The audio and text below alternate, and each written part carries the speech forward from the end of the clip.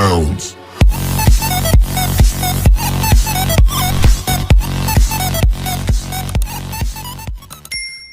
Bismillahirrahmanirrahim. Assalamualaikum warahmatullahi wabarakatuh. Alhamdulillah hamdan wa syukranillah. Asyhadu an la ilaha illallah wa asyhadu anna Muhammadan abduhu wa rasuluh la nabiyya ba'dah. Alhamdulillah, segala puji bagi Allah, Tuhan semesta alam yang menciptakan langit dan bumi, yang alhamdulillah pada kesempatan kali ini kita masih bisa diberikan nikmat yang banyak, nikmat bisa melihat dan nikmat bisa mendengar, sehingga kita masih bisa menonton video ini dengan keadaan sehat lahir dan batin. Nah, untuk teman-teman semua yang sedang menonton video ini, jangan lupa dukung channel ini dengan cara komen, like, dan subscribe. Jangan lupa loncengnya dibunyiin, oke? Bounce. Nah, dalam video kali ini, dalam mata kuliah Etika Profesi Guru, saya akan menjelaskan satu subtema yang ada di dalamnya, ya, di dalam modul Etika Profesi Guru, yaitu yang berjudul tentang pembinaan profesi guru. Ya, pembinaan profesi guru. Nah, di sini saya juga akan menjelaskan seperti apa sih guru yang profesional itu. Nah, penting kita ketahui, penting kita pelajari bagaimana sih ciri-cirinya, seperti apa sih ciri-cirinya guru yang profesional itu. Apakah selama ini kita diajarkan oleh guru yang profesional, atau dalam tanda kutip ya, kita hanya sekedar diajarkan oleh seorang guru tapi dia tidak profesional, ya. Nah, langsung saja di sini saya akan menjelaskan apa yang dimaksud dengan guru profesional. Nah, guru profesional memiliki ciri-ciri. Nah, ciri-cirinya sebagai berikut nih. Minimal seorang guru profesional itu memiliki ciri-ciri yang pertama, yaitu mempunyai komitmen pada proses belajar siswa. Nah, ini hal yang penting, hal yang paling utama disebutkan, ya. Mempunyai komitmen pada proses pembelajaran itu harus, ya. Seorang guru itu harus mempunyai komitmen pada proses belajar siswa. Yang kedua, contoh guru yang profesional yaitu menguasai secara mendalam materi pelajaran dan cara mengajarkannya. Ini sangat penting. Ketika seseorang ingin menjadi seorang guru yang profesional, dia harus menguasai sepenuhnya, sedalam-dalamnya materi pelajaran yang akan diajarkan kepada siswa atau muridnya di dalam kelas, ya. Dan dia juga tahu cara mengajarkannya, ya, entah itu melalui ya berbagai metode yang mungkin bisa dia praktekkan. Ya, dia tahu kalau misalkan dia sudah paham materi pelajarannya, dia juga tahu cara mengajarkannya kepada seorang siswa atau muridnya di dalam kelas. Itu adalah contoh ciri-ciri, bukan contoh ya, ciri-ciri guru profesional. Nah, yang ketiga nih, contoh ciri-ciri guru profesional yaitu mampu berpikir sistematis tentang apa yang dilakukannya dan belajar dari pengalamannya. Nah, dia tuh bisa berpikir sistematis tentang apa yang dilakukannya, dan dia juga belajar dari pengalaman yang sudah dia lakukan, yang sudah dia lewati, ya. Itu adalah ciri guru profesional yang ketiga. Nah, yang keempat, merupakan bagian dari masyarakat belajar dalam lingkungan profesinya yang memungkinkan mereka untuk selalu meningkatkan profesionalismenya. Nah, seorang guru harus bisa beradaptasi dengan lingkungan sesama guru, khususnya, ya, supaya dia bisa meningkatkan keprofesionalismenya, ya.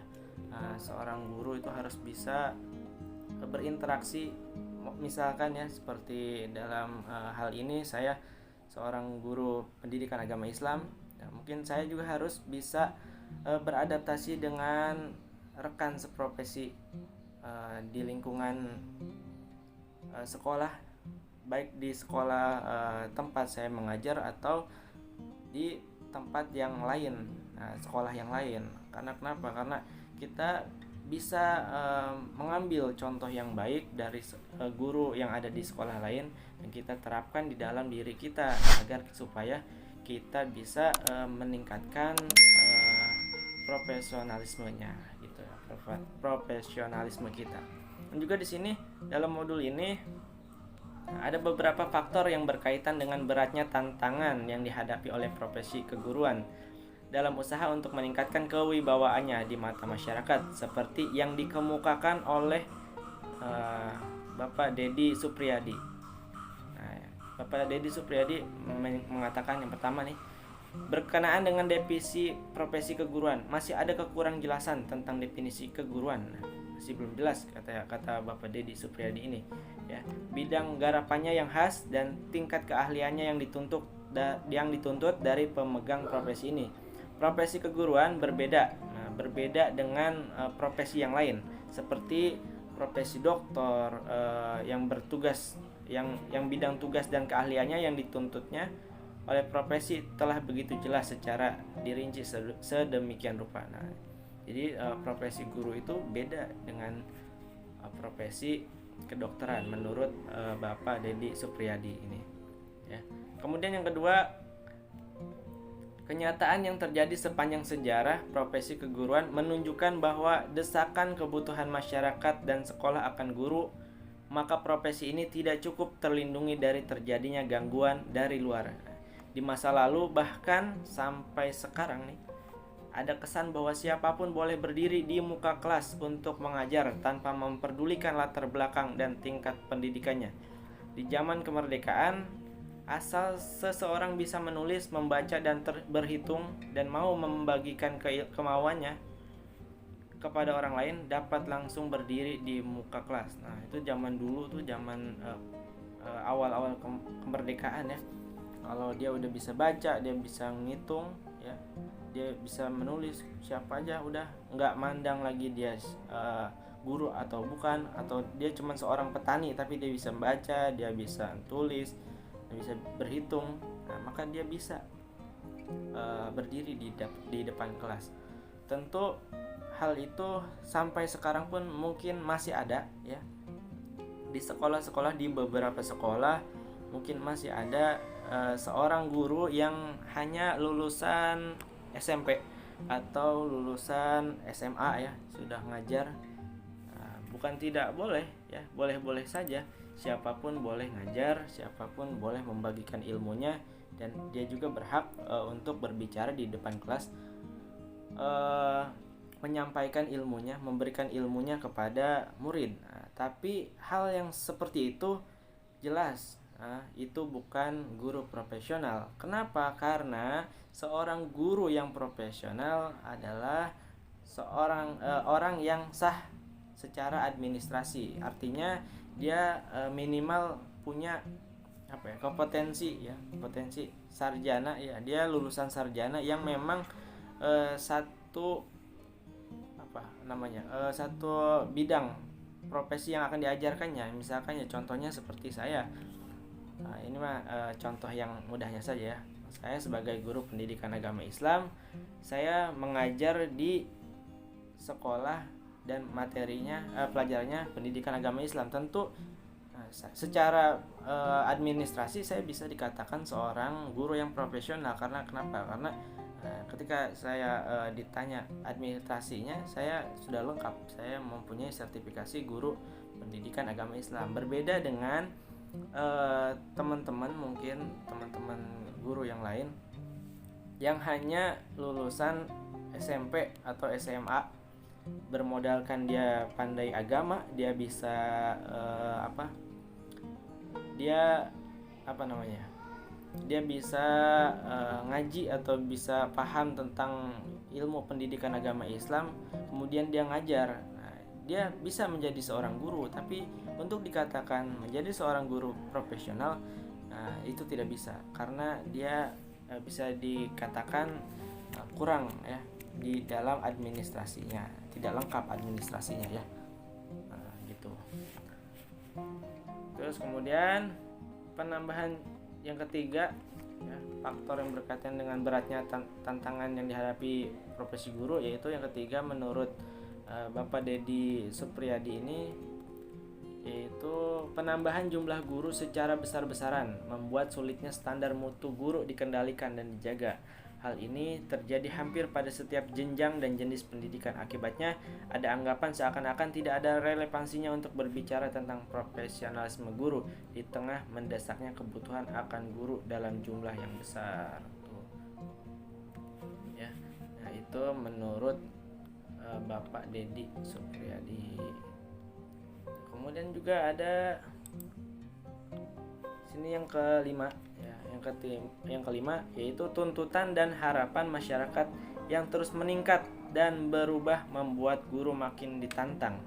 Perubahan yang terjadi dalam masyarakat melahirkan tuntutan-tuntutan baru terhadap peran yang seharusnya dimainkan oleh guru. Akibatnya setiap penambahan kemampuan guru selalu berpacu dengan meningkatnya kemampuan dan harapan masyarakat tersebut yang kadang-kadang lebih cepat dari kemampuan guru untuk memenuhinya.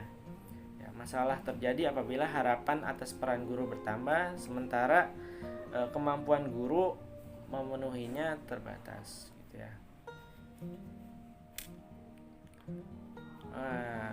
Itu sedikit mengenai guru profesional, ciri-ciri guru profesional ya tadi. Sekali lagi saya tekankan, saya ingatkan, siapapun bisa menjadi guru, siapapun ketika dia menguasai suatu ilmu, ya, suatu pelajaran gitu, dia bisa menguasai, dia bisa dikatakan guru. Dia bisa memberikan ilmunya kepada orang lain di dalam kelas, di depan kelas, dan dia bisa mengajar di sekolah-sekolah. Tapi yang harus diingat adalah seorang guru profesional harus lengkap administrasinya, ya, yang minimal dia adalah seorang sarjana, ya, lulusan S1. Nah, jadi untuk menjadi seorang guru profesional, ya, sangat diperlukan administrasinya itu, yaitu S1 minimal, ya. Jadi bukan tidak boleh orang yang hanya lulusan SMA ngajar di sekolah-sekolah, boleh saja selama dia memang mampu, dia memang menguasai materi, ya silahkan saja gitu ya. Tapi sekali lagi dia tidak bisa menjadi guru yang dikatakan profesional secara administrasi. Nah, dalam poin yang kedua, saya akan menjelaskan sedikit tentang strategi dasar pembinaan guru. Ya, ini di poin kedua, yaitu profesi keguruan mempunyai tugas utama melayani masyarakat dalam dunia pendidikan. Sejalan dengan itu, jelas kiranya bahwa profesionalisasi dalam bidang keguruan mengandung arti peningkatan segala daya dan usaha dalam rangka pencapaian secara optimal layanan yang akan diberikan kepada masyarakat. Nah, untuk meningkatkan mutu pendidikan saat ini, maka profesionalisasi guru atau pendidik merupakan suatu yang harus, ya, yang wajib. Terlebih lagi apabila kita melihat kondisi objektif saat ini berkaitan dengan berbagai hal yang ditemui dalam melaksanakan pendidikan. Nah, yaitu yang pertama, yaitu perkembangan iptek, ya, ilmu pengetahuan dan teknologi, ya. Kemudian persaingan global bagi lulusan pendidikan. Yang ketiga, otonomi daerah, dan yang keempat, implementasi kurikulum tingkat satuan pendidikan atau KTSP. Nah, perkembangan iptek yang cepat menuntut setiap guru dihadapkan pada penguasaan hal baru berkaitan dengan materi pembelajaran atau pendukung pelaksanaan pembelajaran seperti penggunaan internet untuk pembelajaran, program multimedia, dan lain sebagainya. Nah, seorang guru dituntut harus bisa menguasai iptek, ya, karena teknologi itu semakin cepat berkembang. Mau tidak mau, bisa tidak bisa, kita dipaksa mau dan kita dipaksa untuk bisa, ya, karena seorang guru itu tidak boleh ketinggalan zaman, ya, bisa dikatakan seperti itu, ya. Tidak boleh ketinggalan zaman, harus bisa mengembangkan media pembelajarannya dengan hal-hal yang baru, yang seperti penggunaan internet dan lain sebagainya. Itu tidak boleh tertinggal, ya. Seorang guru harus canggih ya, harus canggih dalam memberikan pelajaran, memberikan materi kepada muridnya ya, seperti halnya sekarang. Nah, ini sudah terjadi di saat sekarang, di saat pandemi sekarang ini ya, pandemi COVID-19 ini, mau tidak mau, bisa tidak bisa, seorang guru harus dan wajib menggunakan internet ya, baik itu untuk pelajaran secara daring ya, pembelajaran jarak jauh melalui berbagai aplikasi yang ada di internet ya, yang kemudian penggunaan media belajar. Nah, tentunya ini kan ketika COVID-19 ini, seorang guru harus bisa pintar-pintar ya, harus pandai-pandai membuat materi yang banyak tapi dibikin singkat, dan itu sasarannya harus sampai, harus mudah dimengerti, harus bisa dimengerti oleh guru. Nah, bagaimana caranya? Nah, itu harus bisa memanfaatkan teknologi, entah secara dengan cara gambar, dengan animasi, dengan video dan lain sebagainya. Karena kan kalau misalkan di dalam kelas mungkin seorang guru bisa memberikan materi dan prakteknya secara langsung ya. Nah, akan tetapi kalau misalkan secara daring seperti ini, pembelajaran jarak jauh melalui internet, nah bagaimana cara seorang guru itu memberikan praktek supaya anak itu paham ya, ya dengan cara tadi kita cari video atau bikin video atau mencari video dari Google dan lain sebagainya, dari internet ya. Nah, itu perkembangan iptek yang pertama. Kemudian persaingan global bagi lulusan pendidikan. Nah, diberlakukannya pasar bebas melalui NAFTA mengidentifikasikan bahwa setiap lulusan pendidikan di Indonesia akan bersaing dengan lulusan dari sekolah-sekolah yang berada di Asia. Kondisi ini semakin memaksa guru untuk segera dan dengan cepat memiliki kualifikasi dan meningkatkannya untuk nantinya bisa menghasilkan lulusan yang kompeten. Nah, tentunya anak-anak kita, murid-murid kita di sekolah, ketika lulus mereka akan berhadapan bukan hanya antara sekolah yang ada di wilayahnya atau di daerahnya atau di Indonesia, akan tetapi ketika mereka lulus nanti mereka akan berhadapan dan bersaing dengan saingan yang lebih berat lagi se-Asia ya, karena ada pasar bebas tadi. Jadi pelajar lulusan luar negeri Asia ya khususnya bisa masuk ke Indonesia untuk mencari pekerjaan dan lain sebagainya. Nah, kalau misalkan seorang guru tidak bisa memberikan ilmu yang bagus ya, yang baik, nah bagaimana mungkin muridnya bisa bersaing dengan orang luar sana, orang luar negeri yang datang ke Indonesia ya. Nah, minimal banget gitu ya, minimal banget sama deh kemampuannya lulusan sekolah di dalam negeri dengan lulusan luar negeri, sehingga para bos-bos besar perusahaan ya nggak usah jauh-jauh mencari lulusan luar negeri. Kalau memang di dalam negeri pun, anak negeri pun, anak bangsa ya, khususnya bangsa Indonesia ini, peserta didiknya lulusannya sudah canggih seperti canggihnya lulusan luar negeri gitu ya. Kemudian kebijakan otonomi daerah telah memberikan perubahan yang mendasar terhadap berbagai sektor pemerintahan, termasuk dalam pendidikan, termasuk dalam pendidikan. Pengelolaan pendidikan secara terdesentralisasi akan semakin mendekatkan pendidikan kepada stakeholder pendidikan di daerah, dan karena itu maka guru semakin dituntut untuk menjabarkan keinginan dan kebutuhan-kebutuhan masyarakat terhadap pendidikan melalui kompetensi yang dimilikannya. Kemudian perencanaan implementasi KTSP menunjukkan bahwa kualifikasi profesionalisme harus benar-benar dimiliki oleh setiap guru apabila menginginkan lulusan yang memiliki kompetensi sebagaimana yang diharapkan.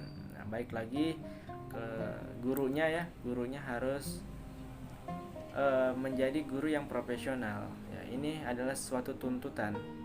Ya, dan seorang guru pun harus menyadari bahwasanya itu adalah kewajibannya untuk menjadi seorang guru yang profesional. Jangan pernah menjadi guru yang tertekan akan tuntutan yang akan dihadapi oleh berkembangnya zaman yang akan datang, ya, karena memang itu sudah seharusnya.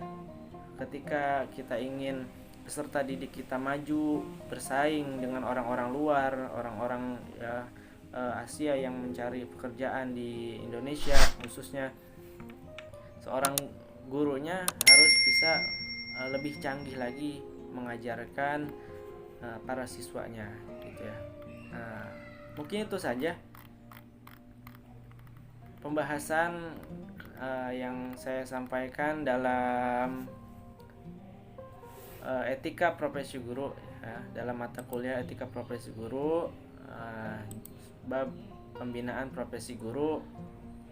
Mudah-mudahan ada manfaatnya dari apa yang saya sampaikan, dan sekali lagi saya mohon maaf apabila terdapat kata-kata yang salah, yang menyinggung dan lain sebagainya, ya, karena saya pribadi seorang yang masih belajar ingin menjadi guru yang profesional agar kelak mudah-mudahan para siswa ketika saya mengajar, ya, siswa-siswa yang telah saya ajari, saya kasih ilmunya bisa bermanfaat sehingga ilmu yang saya ajarkan itu bisa dia terapkan, bisa menjadi acuan dia, patokan dia untuk bersaing di dunia luar, ya.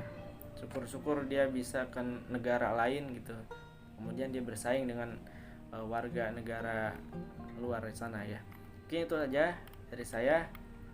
Sekian materi etika profesi guru, bab pembinaan profesi guru dari saya. Kurang lebihnya mohon maaf. Ihdinas siratal mustaqim. Akhirul kalam. Assalamualaikum warahmatullahi wabarakatuh. Bounds.